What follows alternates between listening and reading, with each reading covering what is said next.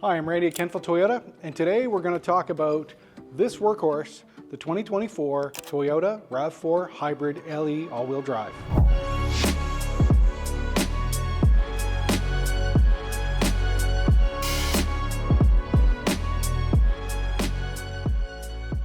So here at the front of the vehicle, we do have projector headlights, great visibility with this version of this vehicle, great upgrade. I have the previous version of this. My headlights are good. These are full generation better, and as your eyes get older, that is more important to you. This current model does not have fog lights. They can be added as an accessory, but the base trim does not come with a fog light package. Pretty standard grille, good ventilation. This with the black and white combination, I kind of like. The white is probably one of my favorite colors in this vehicle, simply because it's easy to keep clean unless your neighbors have blue grapes and the birds are around eating them and they fly over your car, but otherwise pretty standard feature. Let's start here on the driver's side of the vehicle. Standard alloy wheel package on the LE all-wheel drive. That is a 17-inch wheel and tire package. With the white is kind of just a kind of a smoky silver. I do like it with that combination of color. This is the standard size that all the RAV4 and RAV4 hybrids will take if you do go to a smaller winter tire and wheel package, and that is available as an accessory to go with any of these vehicles. As is standard from 2019 forward, you do have the turn indicator on the mirrors on both the driver and passenger side, and the blind spot monitoring indicator is on the mirrors. Come back here a little further, you have your conventional key. So this trim actually will still open with a key. It does come with keyless entry. So like with every Toyota, one click on the open opens the driver's door, 2 clicks opens the entire vehicle. One of the weird differences between the hybrid and the gas is the hybrid says all-wheel drive on the side and the gas doesn't. Why? I have no idea, but that's one of the things I observe on all these vehicles. Again, because it is a hybrid, it is a locked fuel door, because all of the fuel systems on our hybrid vehicles are pressurized systems and the doors are automatically locked. So that is meant to be a safety feature. So standard for 2024, all of the RAV4 hybrids do come with the knockouts on the roof rails. So this vehicle is designed to accept a crossbar system for sport accessories, bike racks, ski racks, all those things. You just need a set of crossbars and the punch outs are there in place. I've installed a couple of these for friends. Really easy to install. All you need is a little step ladder and away you go. Let's have a look at the rear of this vehicle. So again, LE all-wheel drive, entry trim level. So a lot of manual features, everything works great. You just have to use a little muscle power.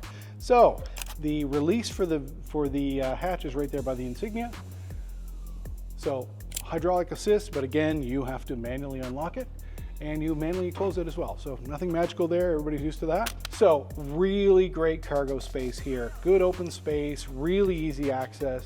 Flip the switches, you got a 60/40 rear split. So this particular trim does not come with the privacy cover. Upper trims do come with it factory. It is available, but it doesn't come as a standard feature. So some pretty good functionality here. There is a 12-volt accessory port here that if you want to plug in an electric cooler or something like that, or a charge for another device you're storing back here, it will work. That I believe is only powered when the ignition switch is on in the vehicle. Under the floor here, not a full-size spare, but there is a spare. Comes with the RAV4 hybrid, so there it is stored in there. The carpeted mats come stored in there as well. Your jack, everything else is where it should be and where you'd expect. So good usable space, and 4 tie-down points available here as well for tethering anything down. You want to tie anything down or put a net in there for groceries, cargo, all available. So on the rear of this vehicle, it does have 3 attachment points for child seats. So great for a family. Good configuration, so you can do 2 on one side, 1 on the other, whatever works for you. And interestingly enough, Toyota has added this neat little safety feature right here, hopefully you can see it, that if your rear seats are not properly mounted and latched, you see this little red indicator here to say, hey, you're not quite safe yet. So unless you hear the clunk and see the little red indicator go away, you know that these seats are not latched, so that's just a neat little feature that's back there. So again, great cargo space, good open area. Again, this is kind of the workhorse of our sales. Our sales team love this car. We just need to get more of them. This is making up more than 50% of sales, is this trim level of the RAV4 hybrid. Great value for money and incredible reliability. So let's go have a look at the front of the vehicle and go to the inside. So here we are at the driver's side of the vehicle. Driver's door, pretty standard configuration. Your mirror controls are here. Window switches, as you would expect on any vehicle. Standard lockout features, so the driver can control what goes on with the passenger and rear passengers windows. You can lock them in, lock them out. So I hop in here and have a seat, see what I see. Pretty standard configuration. Dimmer switch for the dash lights are there. Audio controls in the steering wheel, just like any of the newer Toyotas. You do have a heated cowling. I was not a long-term Toyota driver until I came to the company, and I would always see this switch on the old Toyotas, and it looks like a windshield wiper with a wire going through it. And I always wondered what it was, and it is a heated cowling. So most of the Toyotas, and they've been doing this for a long time, have a heated section on the bottom edge of the windshield. And us living in Atlantic Canada, where we get a lot of slush and a lot of freezing and thawing, you'll be going down the highway and your wipers freeze up. If you press that button while you're driving, when your wipers park down, they're parked in a heated zone and they will not ice up, and you don't get that awful streaking that you get as you're on the highway. So that's a really nice feature that I like, even on our base cars.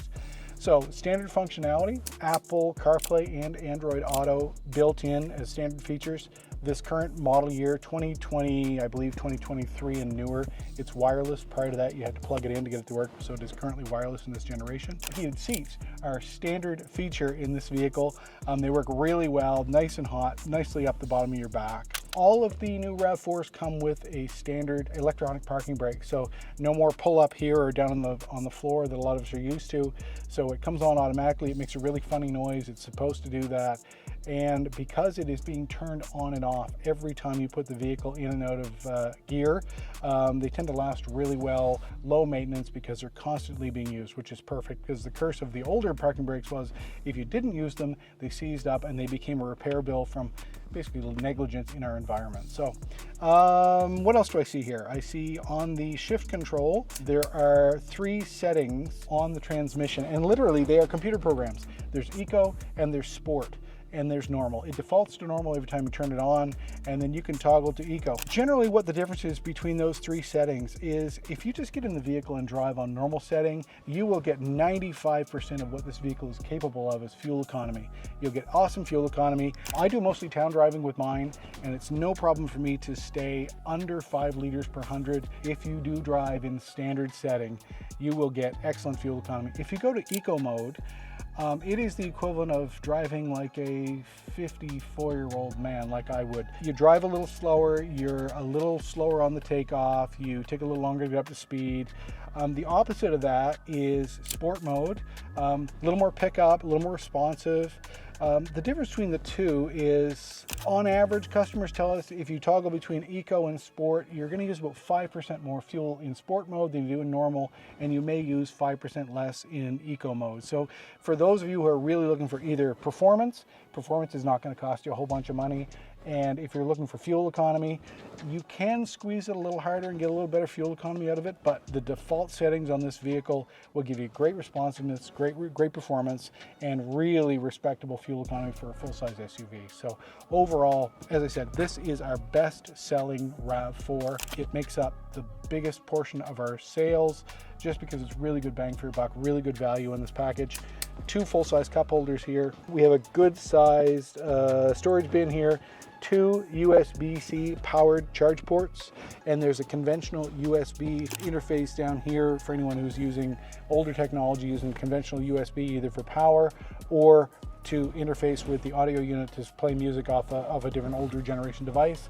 And way down in there, there's also an old school 12-volt power outlet that most people would consider a cigarette lighter, but we're not allowed to say that anymore.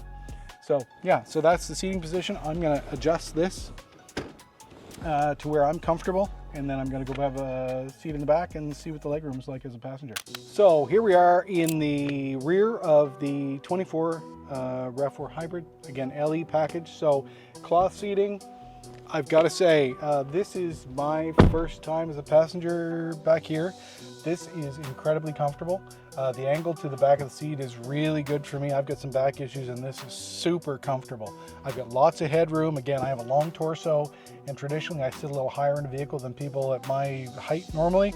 I have a ton of headroom. That's a really nice feature. It comes standard with these 2-piece mats that hook over here on the hump, and the hump is very small because on the RAV Hybrid there is no conventional physical drive shaft.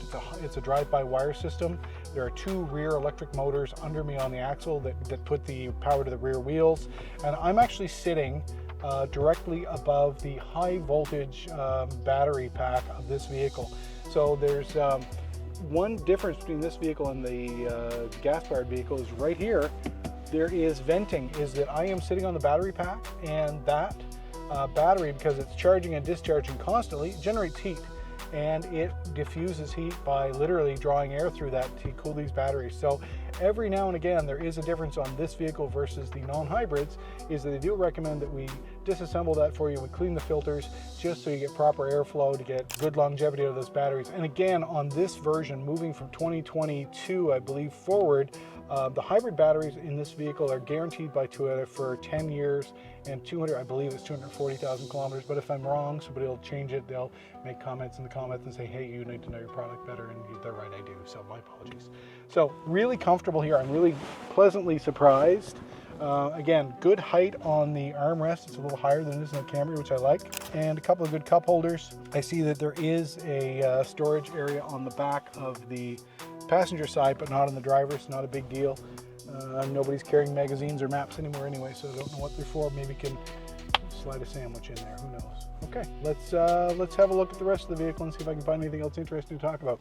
Let's pop the hood and see what we can find under here that may or may not have any value to you as a consumer shopping for a RAV4 hybrid. So this is always the fun part, where I get to see how embarrassed I can make myself trying to open the hood of every vehicle. Okay, so there it is. Okay, very good. Okay, so that went okay. Obviously, as you can see as I open this, the prop rod is well marked on this one. This is a bit of a gooey mess, as it should be. Living in Atlantic, Canada as we do, the customer who's taking delivery of this vehicle has chosen to have it undercoated, which is always a great idea. Toyota builds excellent vehicles that if you live in Arizona, they'll last forever. We're not in Arizona. So we always recommend rust protection on our vehicles. For the average consumer, once you get under here, what you need to know is that is a 2.5 liter Toyota hybrid drive system, 2.5 liter gas engine paired with the hybrid drive.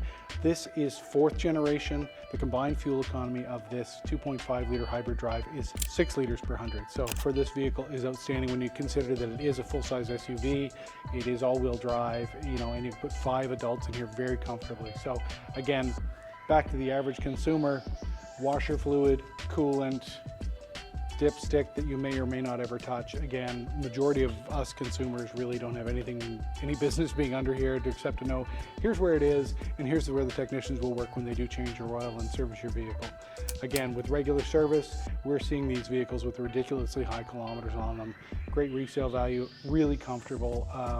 Yeah, as I say, this has been the best selling RAV4 at this dealership now for a couple of years, and it really comes down to if we could get more, we could sell more. It's just the consumers love them, and yeah, that's a good problem to have for us. I'm Randy at Kentville Toyota. Leave some notes in the comments, make fun of things and mistakes that I've made. You should, because this is not what I do for a living. I'm just blathering on.